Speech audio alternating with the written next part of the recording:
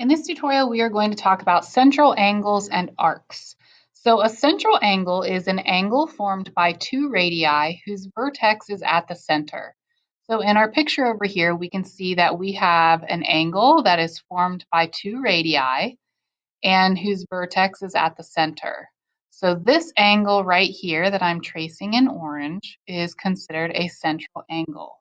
And the way that we write it is just how we've been writing angles this whole time, the angle symbol, and then we can use our three letters. So BAC, it's important that your vertex is that center letter.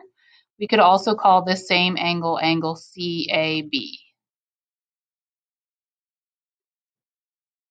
The intercepted arc is the arc that is contained or between the ends of the central angle. So for instance, it depends on which central angle that we'll talk about in order to figure out what the intercepted arc is. So if we have, in this example, angle PZQ, this is our central angle. That's this angle right here, angle PZQ. The intercepted arc for that particular angle is this section of the circle between the two endpoints here. So this right here is arc PQ. And the way that we're going to write that is PQ, the two ends of the arc, and then we put this little arc notation above it. So if we are referencing angle QZR, our central angle QZR, so that would be this angle here, this intercepts this arc here that goes from Q over to R, right along that circle. So QR would be the arc that it's intercepting. So we would say QR and then put the arc notation above it. And here we want to know what angle intercepts arc PR. So here's arc PR. So the endpoints are given by these two radii. So this central angle PZR is going to intercept that arc. So angle PZR intercepts arc PR. The arc measure is the amount of rotation an arc takes up.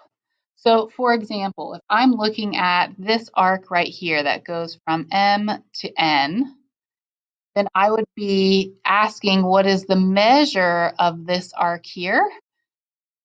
This is different than asking for the arc length. The arc length is looking for how long is that section right here. But the arc measure, the key here is what's inside this box. It says the measure of the central angle equals the measure of the intercepted arc. So if I'm looking for the measure of arc MN, which we would denote like this, you put the little m here for the measure of arc MN. This is actually equal to the measure of the angle, the central angle here that intercepts that arc. So since angle MON is 70 degrees, then the measure of arc MN is also 70 degrees. So we can go through and we can find these other measures of these arcs. So the measure of arc QR. So here's measure of arc, this is arc QR. So if we wanted to find its measure, well, I can see that this angle here is congruent to this angle because they are vertical angles. So since the angle ROQ is 70 degrees, that means the measure of arc QR is also 70 degrees. The measure of arc NQR. NQR, this is another way to write an arc. This arc, if we want to, let's see, trace it, NQR, I'm going to trace NQR. Here's the endpoint. It goes through Q all the way up to R. So that entire green arc right there is our arc NQR. And so this measure, we'll think about, this is a straight line. So this is 70 degrees, this is 30 degrees. We could say that this angle here, since 70 and 30 is 100, then this angle here would have to be 80 degrees because we know a straight angle is 180 degrees. So this measure is 180 degrees. The measure of our PRN. So PRN, let's go ahead, I'm going to do PRN. So P, I go in the direction of R, and we end up at N. So all the way over here, that orange one. So this is basically this entire arc. We're just taking out this 80-degree measurement. So if the entire circle is 360 degrees, if we take away 80 degrees, we would be left with 280 degrees. So this would be 280 degrees. And then finally, I might clear some out just so I can see this last one a little bit better. The measure of QMR. So if I start at Q and I go towards M and end at R. So QMR goes all the way around like that. So that means this entire circle except for the 70-degree chunk. So 360 minus 70, we would be left with 290 degrees. Now you might notice again that some of these arcs were named with 2 letters and some of them were named with 3 letters. And that all depends on if we consider them to be a minor arc or a major arc. So a minor arc is an arc with a measure that is less than 180 degrees. And that notation is when we use 2 letters. So for instance, if we had this arc here, or maybe this was A and this was B, then I would be able to see that this angle, the central angle that it goes with, this is less than 180 degrees, right? That wouldn't be a straight angle.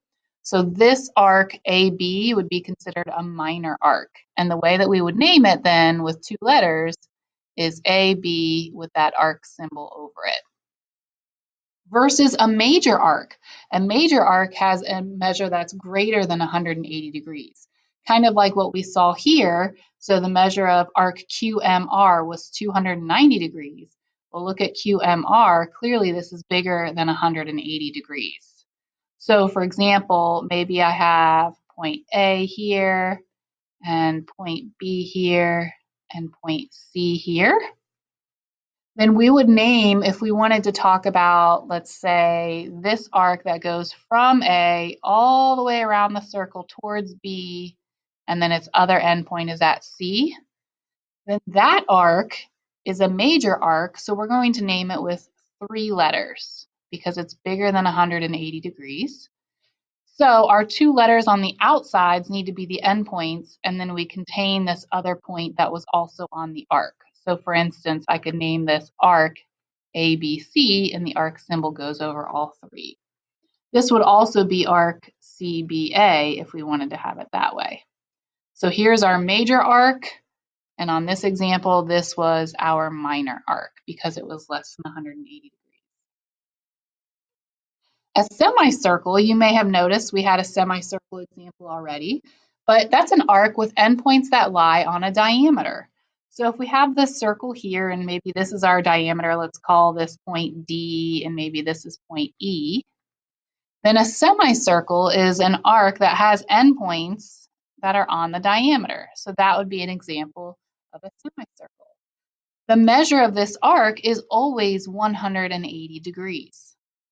Now, there's 2 ways to notate a semicircle. You can use 2 or 3 letters. It's up to you. So in this case, if we use 2 letters, we would just say arc DE. If we wanted to use 3 letters, we would have had to have another point on here. So for example, if this was F, point F, then we could say that this is arc DF, E, with the arc symbol over it. So 2 or 3 letters will work for a semicircle. Finally, we have congruent arcs. Congruent arcs have the same measure, and they're on either the same circle or congruent circles.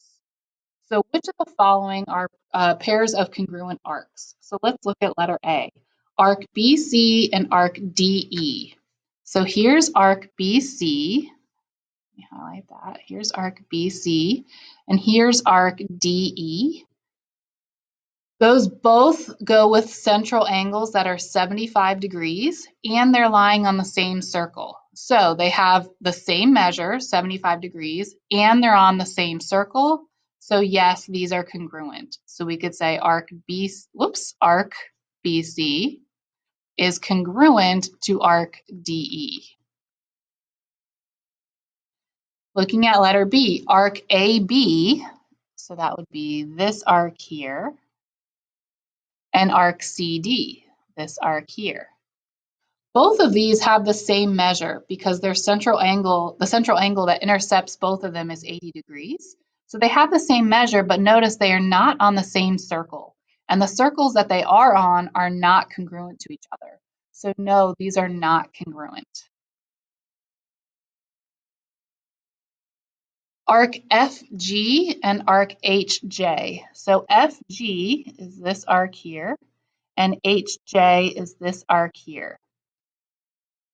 The central angle that intercepts arc FG has a measure of 90 degrees, and the central angle that intercepts arc HJ is also 90 degrees. So these two arcs have the same measure. They're not on the same circle. However, notice that both of these circles have congruent radii, right? The radius is marked congruent to this radius here, which means these circles are congruent.